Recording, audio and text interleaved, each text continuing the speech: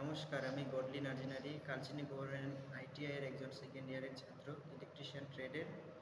আমি এবং আমাদের সহকর্মীর মিলে একটি প্রজেক্ট তৈরি করছি। প্রজেক্টটির নাম হচ্ছে এমার্জেন্সি চার্জার লাইট।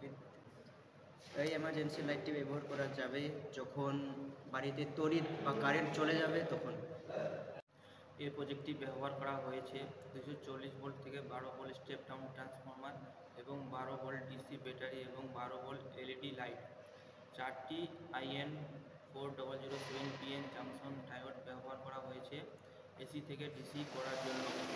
একটি 0.01 মাইক্রোফ্যারাড সিরামিক ক্যাপাসিটার, আরও একটি 1000 মাইক্রোফ্যারাড 25 ভোল্ট ইলেকট্রোলাইট ক্যাপাসিটার, আরও একটি 1000 microfarad 25 volt electrolyte capacitor, 1K ohm LED light, charging inductor.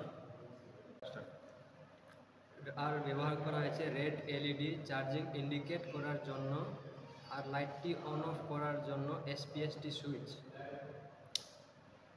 এটি হচ্ছে SPST switch, single pole single throw. আর এলডিএস লাইট ডিমার সুইচ ব্যবহার করা হয়েছে। এটি হচ্ছে লাইট ডিমার সুইচ, আলোটি বাড়ানো কমানোর জন্য। ধন্যবাদ।